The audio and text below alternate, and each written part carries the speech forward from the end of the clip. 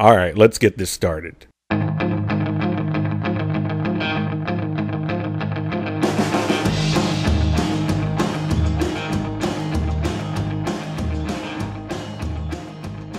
Okay, so we did this wonderful talk. This is Janzer, of course, and I've got on the whatever you want to call it, line, video, Skype. I've got on Skype. I've got the Relic 42, I believe, is correct. Hey there. Correct? Yeah, correct. Okay, great. And we had this wonderful talk, wonderful conversation about quite a lot of things that did not get recorded. It's now recording. I can see it. Confirmed. Confirmed. Yeah, exactly. We'll be here in 5 years. Confirmed. You will be hearing this. Yes, you will actually be hearing this time. Not just hearing me talk about the wonderful recording that okay, that's a lot of intro of nothing. I'm good at that. So basically, we were supposed to have this rant cast, and we didn't really rant much, which was kind of okay with me, you know, but we're missing one. We're down one. The Chinese Bacon was unable to, or Ultra Baconator, as everyone knows him on YouTube, was unable to make it. But that's quite okay. That's quite okay. He had things to do, probably something. Who knows what bacons do on their time off. But we should be talking about Star Wars Battlefront 3? Or Star Wars just Battlefront 3 Battlefront. or EA's Battlefront. Whichever. EA Dice. EA/Dice BF. That's it. That's it. I don't know if it's 3 now. I thought it was 3, but then you said it's just Battlefront. It comes third chronologically, so we could call it Star Wars Battlefront 3 for short. I think that'll be easier for everyone to remember. It's like when they reboot one of the comic book series. It's just Spider-Man. Spider-Man 1, Spider-Man 2, Amazing Spider-Man. Wait, what? Yeah, there you go. Hello? Yeah, exactly. Okay, so we're gonna do a quicker version of what we already recorded, and I want to kind of just get down right now. What are your qualms with? What are your problems with the new Battlefront that is coming out? What are the things missing? What are you gonna miss? There is not going to be as many maps from what I understand. It's going to be 8 with the new game. It's going to be 8 maps from what I heard on across 4 different planets, with additional DLC coming out later, promoting the next movie coming in December. And they're going to be missing some modes such as the famous space battles from Battlefront 2, as well as the Galactic Conquest mode, which everyone loves. How much does it bother you that they're going to do a 20v20 instead of 64v64? As long necessarily quality matters more than quantity. I mean, if they're playtesting it and they're making sure, like, all right, for the best possible gaming experience, 20v20 works here, then it works the best within the maps in the area that we've created, then we're going to stick with this and we love it, then that's fine. I mean, look at a game that promoted multiple players playing at once. I think MAG was the name for the PlayStation, and that kind of flopped in a sense. Mm-hmm. You know, it only hyped on, you know, the amount of people interacting at once, and it fell short. So necessarily quantity doesn't matter as much as quality. As long as, yeah, in concept, and I am totally interrupting you here, but in concept, I absolutely agree. How did you feel, though, when you were playing 64 versus 60? Did you guys ever really get up to 64 versus 64? I didn't play on the PC. I played on my Xbox console, which I think was limited, so I never truly experienced a 64-player battle. But it definitely would be epic to have that gigantic Star Wars experience with the TIE fighters and your X-Wings flying in, and then the infantry battling on the ground with the AT-ATs and the walkers. It would definitely make any Star Wars fan or any gamer, or both combined, just absolutely drool at the TV screen. I kind of feel like there's only so much room for that many players, though. Like, you're only going to see like 20 at a time, in my opinion.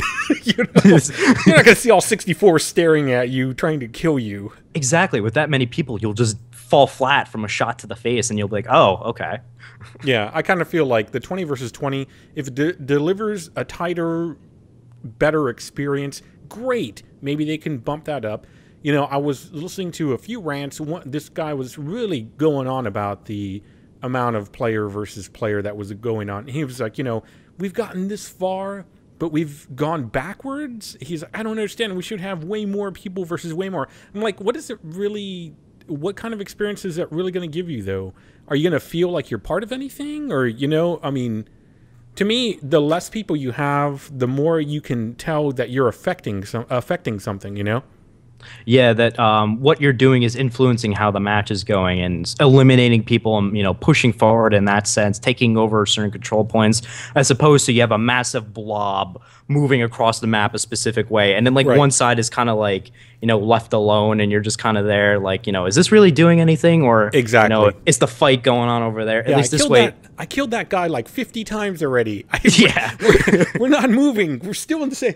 Is this worth anything? And then you get into the esoteric ideas of war and human nature, and And then the whole can of worms opens up. yeah. And then if anyone is old enough and has read Catch-22 or seen anything like MASH, that's what that series, that's what that book Catch-22 was all about. Was the hilariousness of what we do in war and just how much it doesn't make sense in it. Great book. I don't know why I'm talking about books on video game, but this doesn't matter. I'm a human. You know why I am? Because gamers are human beings. Damn it. We're not stereotypical, one-dimensional. All look the same. All do the same thing. All care about the same thing. We have different multi. interests. That's right. Now, where's my Mountain Dew and Doritos? Yeah, where's my Doritos? Doritos, exactly. So yeah, you know, that was one of the maps. I actually do agree. I think a lot of these rants are well founded, but the series is also what, like 10 years, like 10 years ago was the last time they made one? Something along the lines of that, about a decade ago or more. Yeah, so at this point it's like, you know, in my opinion, it's like, well, you're not going to get that stuff, but it's also like me wanting to play the original version of XCOM exactly the way it was with exactly, you know, what it had. They delivered a newer version that was better and different, you know? It was cool. Yeah, I don't know. To me, there's some of those things that I'm like, well, new developer, new engine. You know, I think they're building from the ground up. You're probably going to see add-ons. I think that's what a lot of worry is too, though. The nature of DLC being, you know, it's like, well, you're going to have the space combat add-on now for like $15, you know? Yeah, kind of like the route of playing it safe and then being like, okay, you know, we can improve upon this. Let's just add it in as DLC rather than, you know, adding it in within the full game when it comes out. I believe that's a lot of the gamers' worry in respects to this. And more so that I think the more that I guess I would say gamers worry, or maybe just a certain large vocal amount of them would worry, and well founded too, is that they think it not that the developer is playing it safe, but more that they're trying to get more money out of it by delivering that, you know, extra mode as a DLC mode, you know? Yeah, people have the idea, that negative connotation idea that like they can withhold more, sell it at a full $60 or more price, and then add on to it with DLC packages, and then they get you with like season passes, like you can get all this and it's like $5 discount, and you're kind of forced to get more experience from playing that. Like if you really enjoy the game, well, I want more of it, and I got to pay an additional sum of money, you know? Yeah, and I wonder too, like, is that, I don't know, I just saw a quick headline for the No. It said, $100 games, are we there? Or something like it, you know? And I was like, oh my God, please no. No. Don't tell me there's a $100 game out there. No. I still can't believe we're at $60 for that matter. I could never believe the $60 or the $50 mark. To me, $50 was just insane. It's always going to be insane. It's a lot. It's a lot. If you're going to give a $50 game, that thing better keep me busy for like a year at least. Yeah. Or two. It's a lot of money to ask. Yeah, it better be the only thing within my hobby. It better be like, you know, the best thing since sliced bread. Right. Yeah, exactly. Oh God. So yeah, so we're going to be missing some game modes. The the Galactic Conquest. Right. We're also missing space battles, and we're also going to be missing a lot of maps, or rather maps. Large map collection from the start, and there's various other changes that they're doing with it. The amount of people, also classes are gone. Yes. Instead, it's more of a loadout system, whereas you have a battle buddy, you can spawn in on them, and it's like you get to pick and choose what you want, as opposed to a preset loadout that would define how you would play within the match. So you have your assault guy, your rocket guy, your jump trooper, your sniper, etc. Right. So that's like 5 things right there that people could really be upset about if they're expecting to be, you know, given the exact same experience that they were before. That's where I'm kind of like a little bit of the, I do understand, but then I don't understand, and I also want people to grow up a little bit. For example, one of my favorite games that I played was Mass Effect 2. I only played Mass Effect 2, but I had a dear friend that played Mass Effect 1, and he told me all about the modes that were gone, that had changed from Mass Effect 1 to Mass Effect 2. Did you play either one of these? Yes, I have. Okay, so remember the ground exploration that you had on Mass Effect 1? Yes. Yeah, that entire game mode gone. Gone. Yeah. And to some people that's like, what? How could you, you know? And then I had, you know, comments that people were, you know, just telling me that, well, what they're doing is they're dumbing it down because they're making it broader range for everybody. And I'm like, if they're dumbing it down, I love the hell out of Mass Effect 2. I thought it was amazing. I love that game. Except for the damn probes that you had to send to planets. I thought that was the worst part of any game I've ever played. Tedious. Oh, I hated it. Spinning the, you know, planet around and throwing probes out and look. Oh, it's the worst. I have bad memories of just sitting there doing that for like hours. There's somebody listening right now who enjoyed that as their favorite part of Mass Effect. That scarred me for life. That scarred me for life. I'm not even kidding. I wish I was. It's the worst. It was the worst. And I don't usually jump on developers that hard, but why did they do? That's an old game, so I can understand when people complain about changes in games, you know? But sometimes changes for better. I'm going to hope that DICE brings their polish, which I think they're good at, and you know, to the new series, the new Star Wars Battlefront series, and we'll see. You know, let's hope it doesn't turn into a, you know, it's $100 game because the core game is $60 plus 5 add-ons that are each $20, you know, or $10. I hope that it becomes quality over quantity and that everything is concise and what's the word I'm looking for? That everything is polished. It all works, you know, everything's clicking, and that you have a great action shooter based game with, you know, your Star Wars flair that every Star Wars fan, gamer, or both combined will love. What platform would you pick it up on? I'm probably going to pick it up on the Xbox One because my PC is at home and I'm in college, so I carry my Xbox One with me, and I'm assuming that I'm going to be playing the hell out of this, so I'm going to want that with me 24/7. Got it. Confirmed. You hate PCs and your Xbox love of everything Xbox. Screw the PS.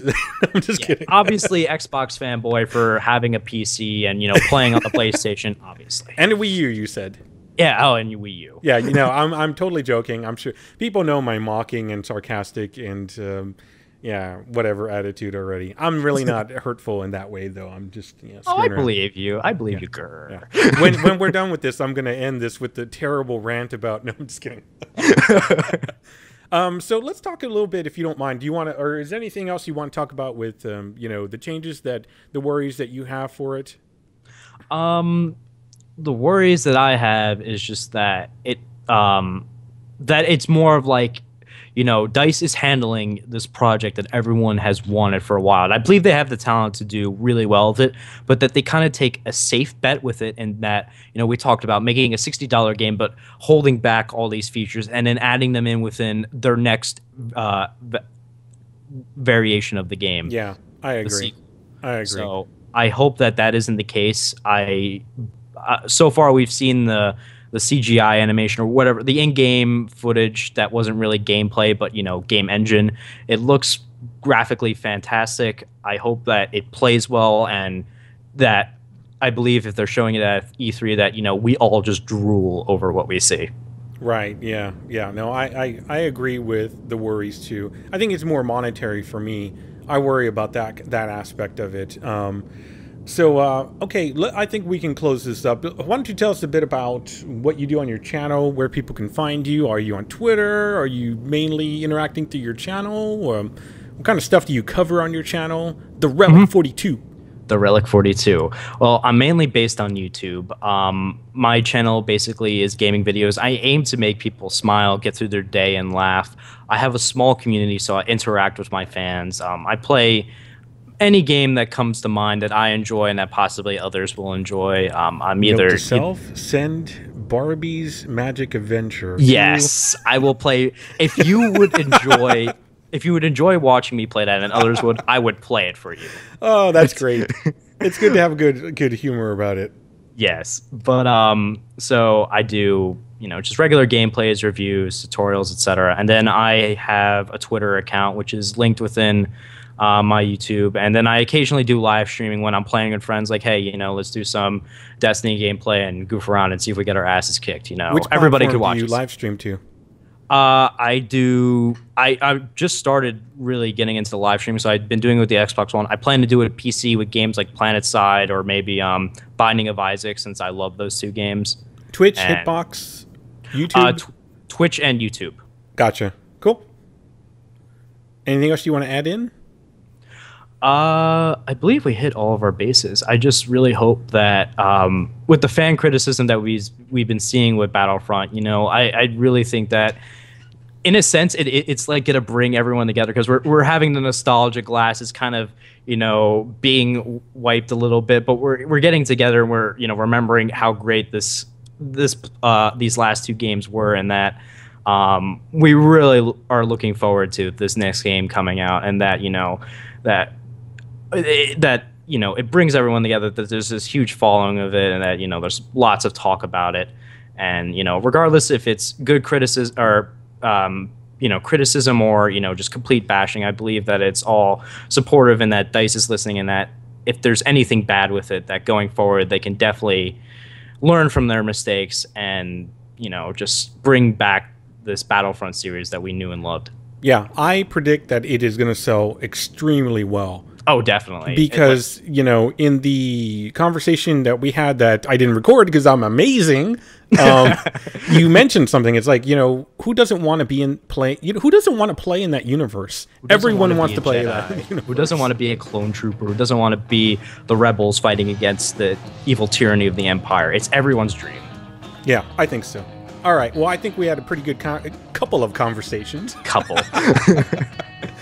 But I'll some off the record. Yeah, some off the record. It was private stuff. You can't have everybody know what the machinations are of YouTube elite. Shh, they can't know. Anyways, all right. Well, it's great talking to you, man. And we'll have you on again, probably talking about something else. If you catch up on that Daredevil series, I'd love to talk about that. But in the meantime, go look at this Relic 42's channel. Do it now. Please.